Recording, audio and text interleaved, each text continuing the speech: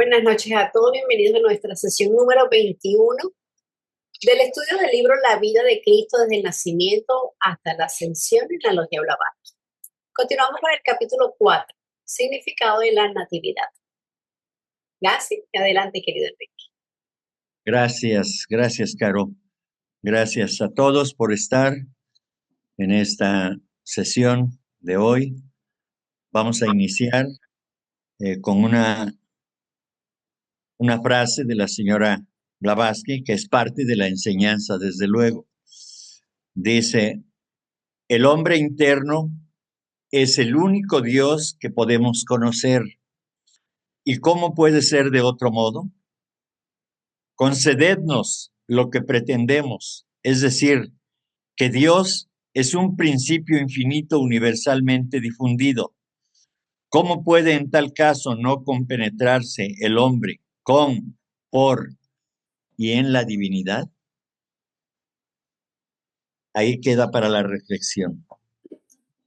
Y es lo que estamos tratando justamente en estos temas que nos muestran estos textos.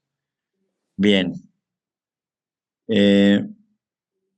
Dado que la hermana Yolanda no ha estudiado teosofía, quizá haya leído algo de teosofía, pero creo que será necesario que yo me detenga a explicar un poco más respecto de lo que estamos tratando con relación a los personajes y al principio búdico y al principio mental, fundamentalmente, que es lo que estamos tratando. Bien, entonces vemos que en Mateo 1:24 dice: despertó José del sueño e hizo como el ángel del Señor le había mandado y tomó consigo a su esposa. Se refiere a María. Seguidamente dice en el número 25, versículo 25: y sin haberla conocido, dio ella a luz un hijo, a quien él puso por nombre Jesús. Ahora viene la explicación que da el señor Geoffrey Hodgson. Dice: siempre se ha designado a un neófito como un niño recién nacido, pero no se trata del cuerpo, sino más bien del yo divino que nace a un nivel superior de conciencia. Entonces aquí vemos cómo todos estos pasajes que hemos estado viendo son simbólicos y no se refieren precisamente, o mayormente no se refieren al asunto del cuerpo físico, sino al nacimiento del Cristo en el ser humano, que ha trascendido todos los retos para desapegarse de todos los vicios, llamándole vicios en este caso a la vanidad, al orgullo, al egoísmo, al egocentrismo. Todo eso tiene que ver con la personalidad egoísta que somos nosotros. En términos generales, la humanidad así es, profundamente egoísta. Entonces, a eso se refiere. Entonces, cuando dice, sino más bien del yo divino que nace a un nivel superior de conciencia. El yo divino es el yo interno, o sea, la conciencia interna que está en nosotros. Y eso no es otra cosa más que la mente. La mente es ese yo interno, pero la mente, no la mente concreta. Le llamamos la mente concreta a la mente que discrimina, a la mente que separa. Esa es la mente materialista. Y la mente superior es la mente que está promoviendo el amor, la unidad, el altruismo y todo lo que tiene que ver con la expresión del amor en su, valga la redundancia, en su expresión o en su manifestación más pura. sin un ápice de egoísmo. Eso es lo que significa esa mente superior. Entonces, ya esto lo hemos repetido, lo estoy explicando de esta manera para que lo recordemos y también para quienes no tienen conocimiento de este principio mental, eh, vean cómo tratamos nosotros en teosofía a, este principio. El ser humano está compuesto de 7 principios. Como todo en la naturaleza, el hombre también es septenario. Entonces, el principio mental es uno de esos principios, de los 7 de que se compone el ser humano en general, no el cuerpo físico, sino el ser humano, el alma humana propiamente. Bien. Este yo divino aporta tal poder que se manifiesta como una nueva individualidad, también a la mente superior, en este caso, al principio mental, mejor dicho, al principio mental, se le identifica como la individualidad, pero una vez de que trasciende todos los aspectos materialistas, dice aquí que ese yo divino, esa mente superior, aporta tal poder que se manifiesta como una nueva individualidad, es decir, vuelve a nacer propiamente, porque ya no es ese individuo materialista, egoísta, ahora es un individuo altruista, amoroso, que vive en la unidad, para la unidad y por la unidad, de todo en todo. Bien, el ángel, que es el de la anunciación, es el agente de este poder creador que se transmite simbólicamente como sonido. Pero ya habíamos dicho en una sesión anterior que este agente es la voluntad, es la manifestación de la voluntad interna, de la voluntad divina que se manifiesta en este plano. Este es el mismo sonido o verbo con el cual un universo es evocado o despertado de su sueño larguísimo que transcurría en el lecho de la sustancia eterna en las aguas del abismo. Las aguas del abismo son el espacio uno y eterno, en el que nacen y mueren, aparecen y desaparecen todos los universos, las galaxias y demás. Entonces, dice que este verbo es con el cual un universo es evocado o despertado, es decir, el poder de la voluntad se manifiesta a través de esta vibración que adquiere la condición de sonido, vamos a decirlo así, para despertar de lo que conocemos con el término de pralaya, es decir, la etapa, el ciclo de descanso de un universo o de un planeta, incluso de un alma, cuando está en el llamado cielo, que en teosofía le llamamos de Bachán. Entonces, es así como despierta. De hecho, está en la Biblia, cuando dice, hágase la luz, y la luz se hizo. Es decir, despertó a la actividad el mundo nuevamente, o el universo en todo caso. Bien. Este larguísimo tiempo o ciclo consta de 4.320 millones de años y el periodo de actividad también. Después de que ha ocurrido esta fructificación interna o anunciación, seguida de la concepción y nacimiento, ni los seres humanos ni sustancia alguna pueden seguir siendo los mismos. Es decir, que una vez de que el ser humano se transforma, no puede volver a ser el mismo ser. Por eso se transforma, como dice arriba, en el párrafo anterior, ¿sí? En una nueva individualidad, ¿sí? Ya no es, ya su conciencia no es la misma.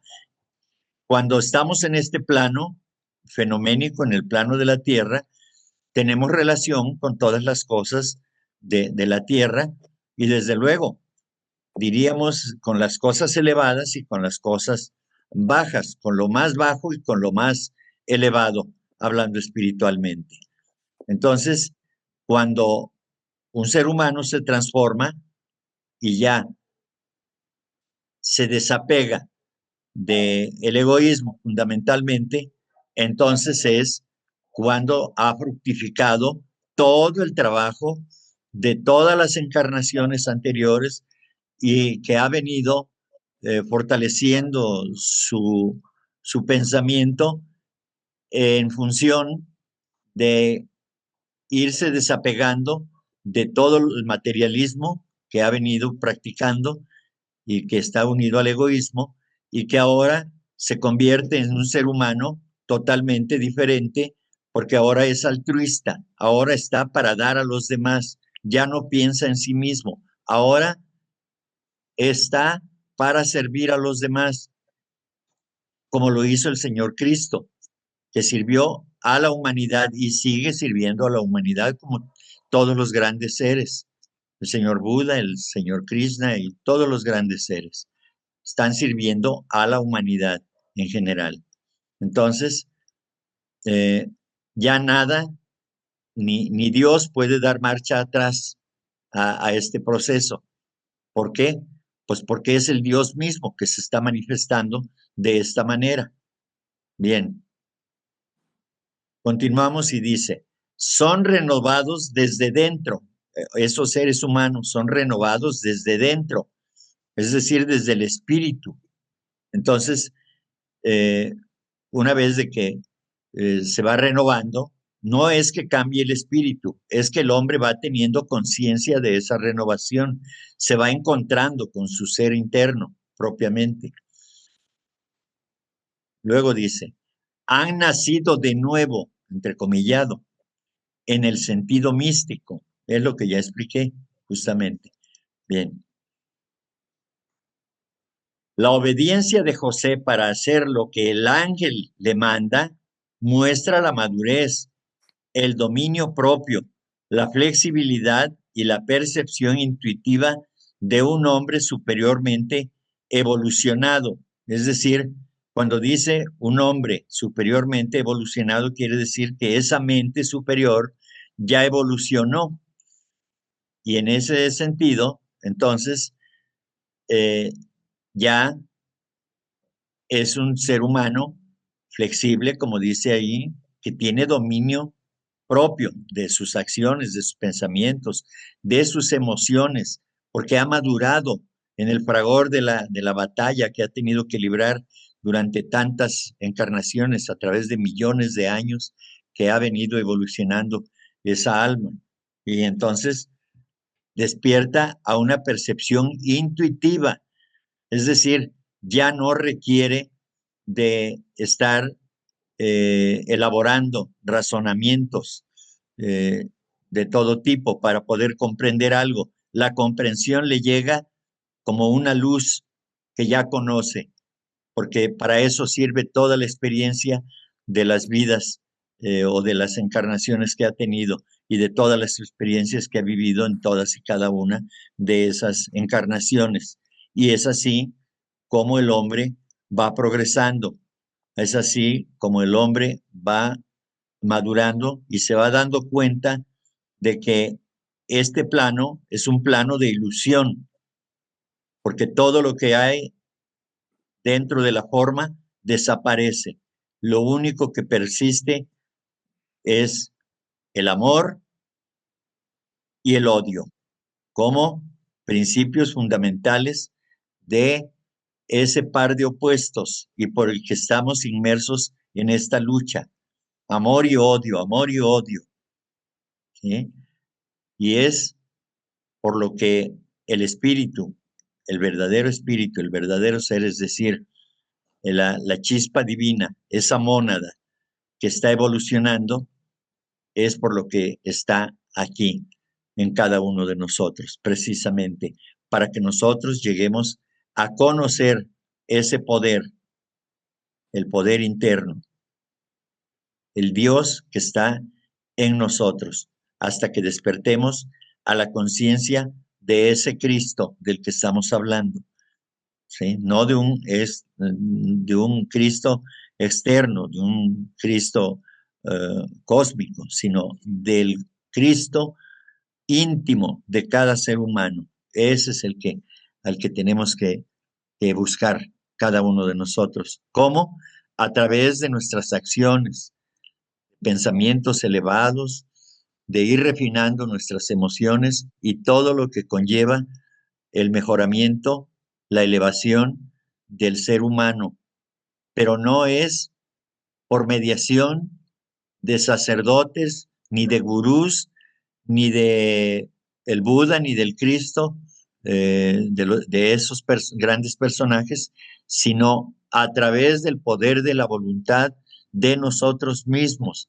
La redención tenemos que encontrarla por nosotros mismos. Nosotros tenemos que redimirnos. Nosotros tenemos que eh, sembrar, como estamos sembrando, cosechar hasta que fructifiquemos en los planos más elevados. Mientras tanto, vamos a tener que seguir en esta lucha. Pero quien logra hacerlo, como en este caso, eh, la obediencia de José dice, es decir, no es que sea obediente como nosotros entendemos esa obediencia de acatar, sino que él sabe que está en la corriente del del poder espiritual y entonces él está en esa corriente, se deja llevar con la mansedumbre que solamente da la madurez que proporciona el espíritu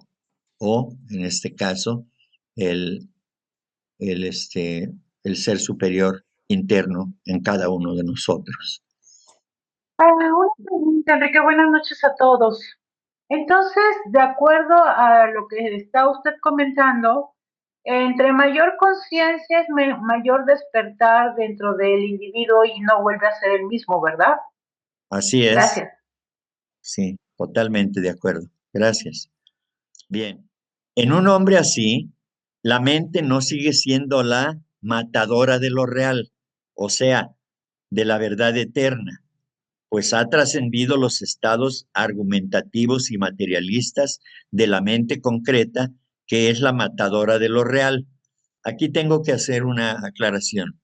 La mente es una sola, es un solo principio, pero se divide para su estudio o para su comprensión eh, de tal manera que se llama mente superior a ese principio que está tratando de impulsar al hombre, de elevarlo hacia lo espiritual. Y la parte baja de la mente concreta, la mente que utilizamos comúnmente, esa mente nos dice que tenemos que tener patrimonio y que tenemos que cuidarlo y que tenemos que tener bienes y que eh, tenemos que tener, digamos, nuestra propiedad con límites y que esto es mío y lo otro es de los otros, ¿verdad? Y entonces ahí viene la separatividad en muchas ocasiones de que nos vemos unos a otros como cosas diferentes, y cuando en realidad somos una y la misma cosa, solamente que eh, como estamos inmersos en el mundo de la forma, pues entonces yo veo señoras, veo niños, veo hombres, veo cosas que están fuera de mí, pero en realidad no es así, porque espiritualmente estamos unidos eternamente, ¿sí? Porque así es, porque nosotros, como dijo el Señor, somos dioses o somos ese Dios que está evolucionando a través de la forma. Eso es lo que somos, ¿sí?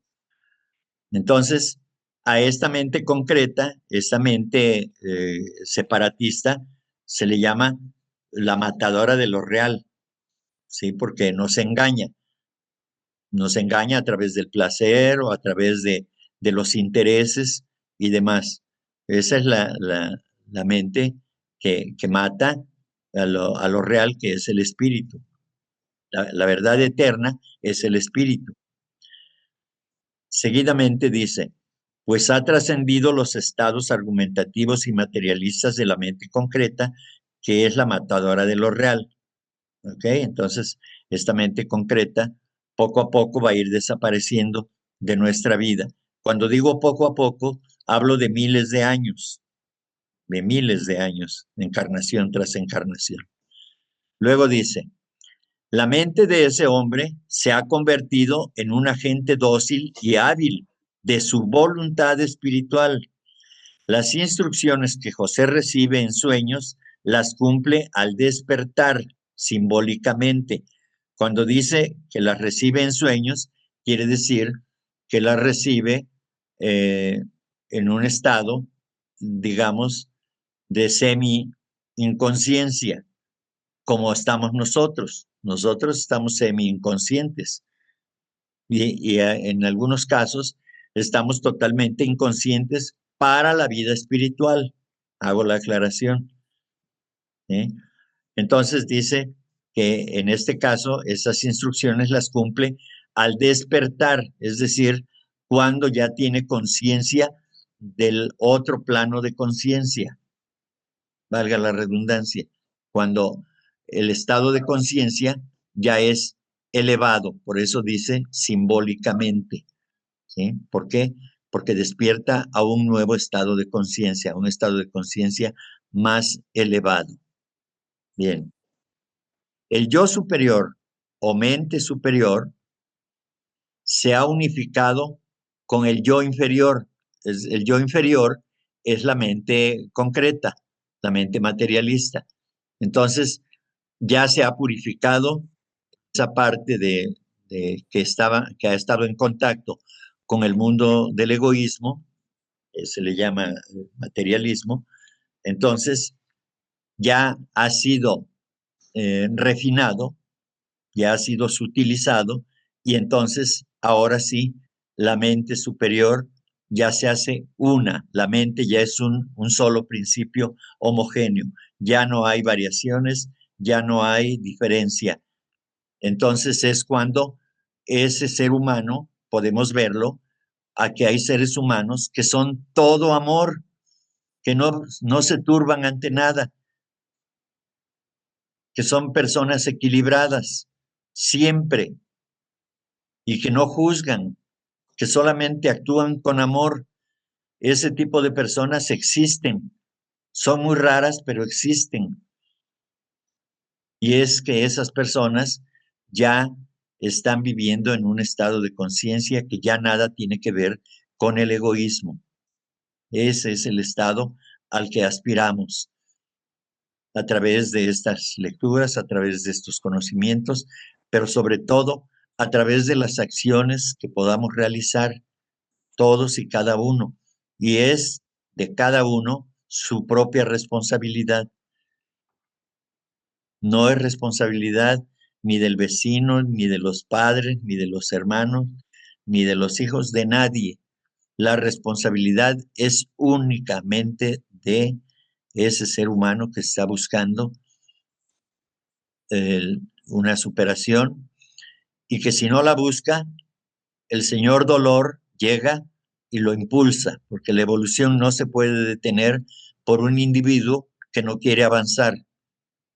La naturaleza es sabia y aquel que se va rezagando lo impulsa, lo empuja, lo jala para que no abandone las filas de la humanidad en general, porque la humanidad, en términos generales, tiene que salvarse a sí misma y junta.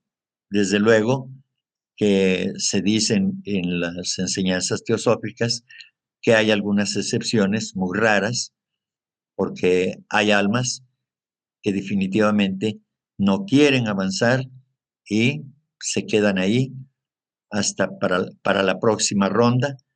Y si continúan igual, pues entonces llegará el momento en que tendrán que desaparecer y volver a empezar a través de los millones y millones y millones de años que implica la evolución de las mónadas. Se tiene que empezar desde la mónada elemental, pasando por la mineral, la vegetal, la animal y nuevamente al reino humano. Ese es el proceso. Yo quería aclarar esto, porque no me queda muy claro. El yo superior, al unirse con el yo inferior, se manifiesta como un nuevo ser. Pero entonces nosotros nunca dejamos el yo inferior. Sí, es lo que dice. Es decir, el yo inferior es un estado de conciencia solamente. ¿Sí? Había dicho que la mente es una sola, es un solo principio, pero tiene una parte, vamos a decirlo de esa manera, a la cual se le llama mente superior para su estudio y mejor comprensión. Se dice que la mente superior siempre está en ese estado de conciencia de pensamientos elevados, de sentimientos elevados, y está tratando de que esa parte inferior, esa mente inferior que está conectada con la personalidad egoísta del ser humano, como lo somos en general, ¿sí? Esa otra parte sigue siendo parte del mismo principio mental, ¿sí? Entonces, esa parte inferior, ese yo inferior, a través de las experiencias dolorosas que va viviendo, porque tiene necesidad de conocer, busca conocer, y en esos términos nos metemos en toda clase de enredos que nos ocasionan dolor. Entonces, la mente superior, como principio rector de la vida del hombre, trata de influenciar a esa parte inferior hasta que finalmente, ya sea con la ayuda del dolor, ¿sí? El hombre, con su mente inferior, va comprendiendo que es necesario que cambie su manera de su comportamiento, su manera de actuar, su manera de estar en la vida. Entonces, el yo superior, la mente superior, sigue insistiendo en que debe de sumarse digamos, al estado de conciencia más elevado, y es como lo va atrayendo a esa conciencia inferior, la va atrayendo, la va bañando, digamos, de su poder espiritual, y de esa manera es como se va borrando la mente inferior, y entonces se borra, ya esa mente inferior ya no existe. ¿Por qué? Porque realmente nunca ha existido, es como algo separado, es solamente una designación que se le da porque es la parte inferior de la misma mente, ¿sí? La cual, que el yo superior es puro, es nuestra conciencia superior. Es como, por ejemplo, cuando tenemos un remordimiento porque hicimos algo, quien nos da esa conciencia del remordimiento es precisamente la mente superior, esa parte, ¿sí? Porque la mente superior nos dice, hiciste algo mal, entonces ahora lo resentimos en el cuerpo físico, en el cuerpo emocional, fundamentalmente, ¿sí? Pero en términos generales, no es la diferencia que existe únicamente entre el grado de manifestación de la mente superior y de la mente inferior es solamente porque la mente inferior o yo inferior está ligado a las cosas mundanas y la mente superior está ligada a las cosas elevadas. Y todos tenemos esas dos partes, ¿sí? Sin que esto quiera decir que hay dos mentes. Hay un solo cuerpo mental, digamos, o un principio mental que tiene esos dos polos, el superior y el inferior. Ojalá haya aclarado el punto. Gracias. Entonces, iniciamos un nuevo capítulo, el capítulo 5, que es la llegada de los magos, donde veremos los dones de la triada superior. La triada superior, recordemos que es Atma, que es la chispa divina, que es la mónada divina, ¿sí? Es el principio, el séptimo principio, el más elevado. Y luego Buddhi, que es la intuición, y Manas, que es la mente, en este caso. Esa es la triada superior. Recordemos que como el hombre es septenario en su composición, en su integridad, entonces los otros 4 principios son Kama, que es el deseo, ¿sí? Prana, que es la vitalidad, el doble etérico, que es el doble exacto del cuerpo físico, y estos cuatro principios o cuerpos, que se les denomina también, se dice que es el cuaternario inferior, ¿sí? Que es en el que vivimos cotidianamente la mayoría de la humanidad. Eso es lo que hay con respecto a eso. Dice, los que estudian literalmente la Biblia se preocupan mucho por problemas tales como el de su actitud histórica, sus fuentes literarias, sus autores, etc. Estos problemas dejan de perturbar al que interpreta la vida de Jesucristo como una experiencia mística, un nacimiento que va ocurriendo a medida que se desarrollan los poderes inherentes de la mónada humana, ¿sí? La mónada humana, diremos aquí, que es el espíritu, realmente, o sea, la parte divina del hombre. Belén simboliza entonces un alto nivel de conciencia y de perfección del vehículo por cuyo medio se activa el alma humana, o sea, la mente humana, y se despierta en el nivel mental superior, recorriendo aquella senda pura o vía sacra de que habla Isaías. Esta localidad de Belén, donde nace Jesús, pues simboliza un alto nivel de conciencia y de perfección del vehículo por cuyo medio se activa el alma humana. Esta conciencia alcanza ese estado en el que brilla completamente,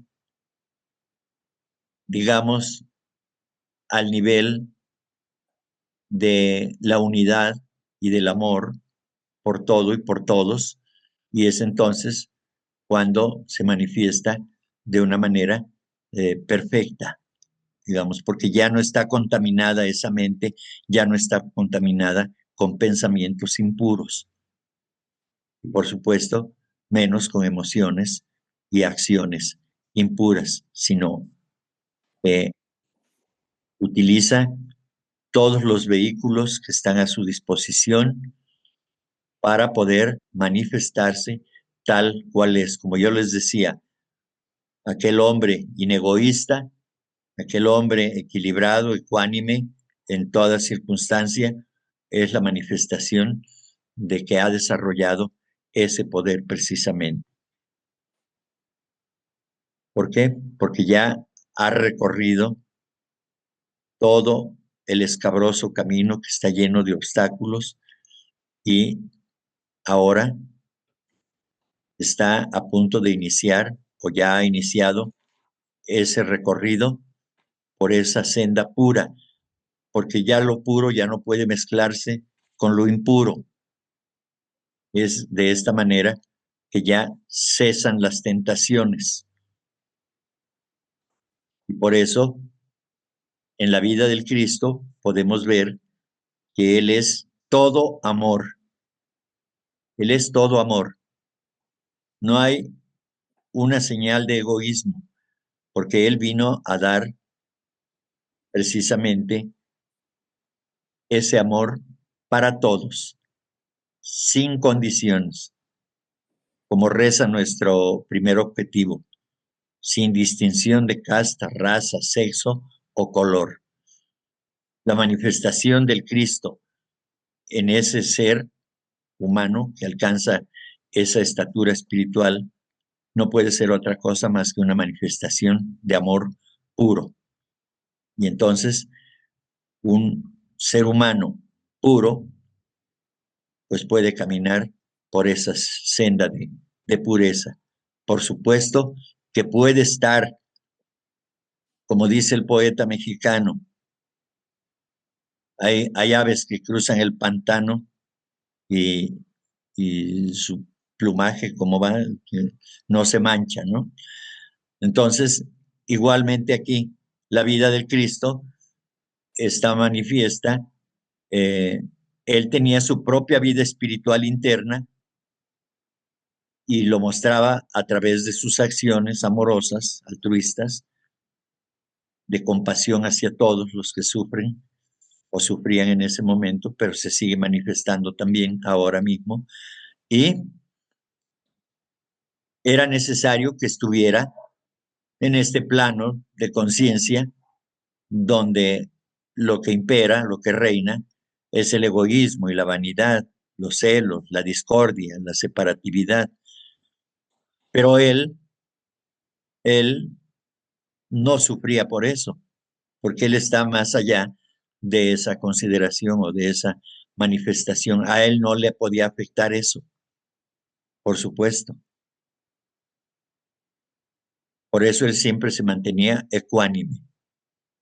Él no